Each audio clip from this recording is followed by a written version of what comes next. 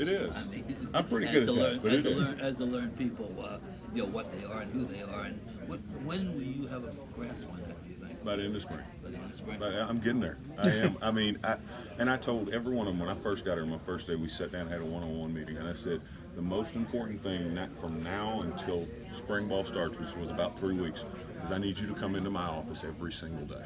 It doesn't have to be this meeting where it's one-on-one and we sit down and close the door, but come in my office and talk about your day. Come in my office and tell me something that's going on off the field so I can get to know you as a man. And I really believe that's truly important, and they've done a great job. I said it earlier. They've been by every single day, every one of them. Coach, what's going on? And just sit down for a brief second, and we get to feel each other out a little bit. But that's how you have to do it. You have to spend time. And we'll go out to eat. We'll go out to eat here at one point this week and get time away from this facility. Who's going to buy? Me, of course, of course. And they're looking forward to that. They're chomping at the bit for that. So with that said, going through the spring practice, you feel yourself pulling back a little bit? You're like, that's something I might point out in the fall, but maybe in the spring, nope. You don't know yet, or no? No, I will not pull back. I won't. My approach might be different this spring than it is in the fall once we get a better relationship. But the option of pulling back isn't there when your head guy and you and your own philosophy is about attention to detail. Well, you don't let details go. You have to, if you want to get where you want to go, you have to correct things and fix things, good or bad, okay, at the point. And you have to handle it then. You can't let it go, because once you let it go and you try to come back and talk about it at another point, well, that's already gone. In 18 to 22-year-olds, and even us, it's already gone. It doesn't mean as much. So I have to knock that out right now, and I have to be on them about everything and not let them get away, because and the most important part of that is if I don't do it now, I won't be able to do it in the fall. You teach them now. You got to set a standard now. This is what is expected of you. Now, how do I get to that? That may change. That approach may change, but this is the expectation. We have to get to this. When you first looked at some of the cut-ups, you're trying to educate yourself to what he runs, and maybe it seemed unconventional. What was your first inclination about why this guy's doing this? And maybe it's like you say, it's something that's not a blanket coverage. It's something that maybe Vic has dialed up. Can you remember your first inclination? It was an aha moment. It really, really was. And the aha was, yes, this Will linebacker's over here and his corner's here and this Sam's here or whatever it may be, but it was, wow, this is really just this. And I don't want to tell you exactly what it is, but this is really just this that I did here. But he's putting a Will here because it makes more sense to have that bigger body there when he's got to be in a run fit, instead of asking a corner or safety, somebody that's not built for that. Like, it was, man, why have I never thought of that before? This makes real sense. And it looks all complex and everything, and it is complex to the offense, which it's supposed to. But to us, it's not. It makes sense because I have a phrase for it, but I'm not going to use it, but you use people, their skill sets. If they're supposed to be in there stopping a run and being physical, let them do that. If they're supposed to be covering and defending the pass, let those guys do that. And that's what he's doing.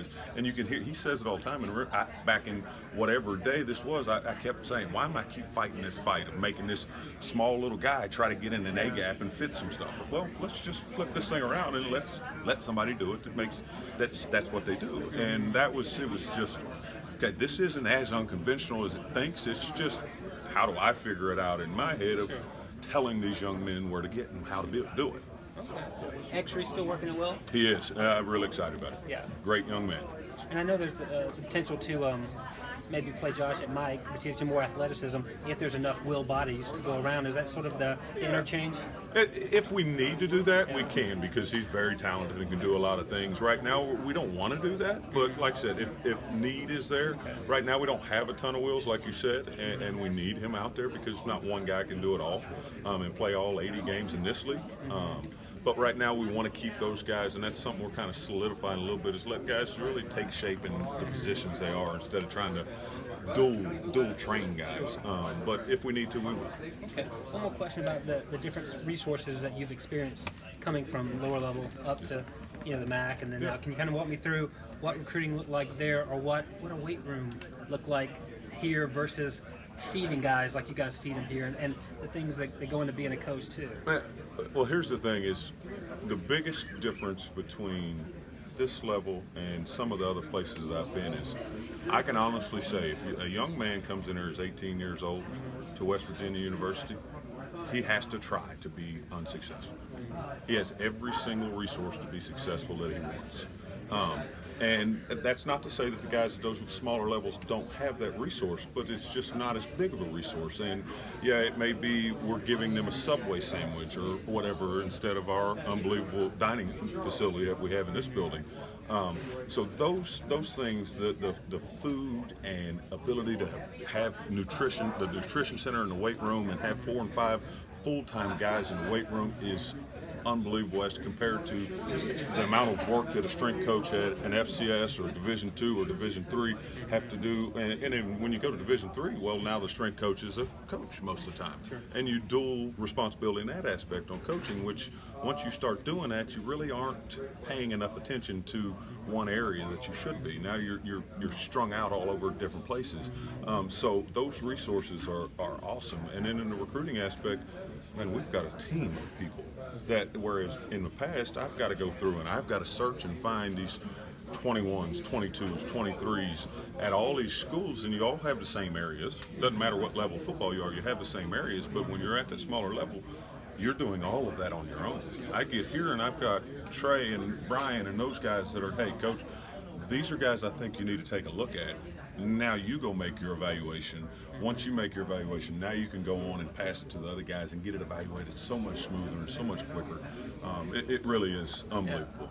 I was talking to my buddy at Tennessee Tech and telling him the amount of help that I have that just takes pressure off of me of now I get to truly evaluate and communicate and build relationships with kids in recruiting, and I also get to coach football. Yeah. I don't have to worry about going out and painting the field or going out and cleaning up a lot. To do that? I've done that before. Yes, I have. But that's part of it, and I enjoy that. I've never been the guy that doesn't a lot of work. Sure. From Louisiana, Kentucky, you better find a way to get it done or you won't have it. And I enjoy that, but it's nice not to have to do it too.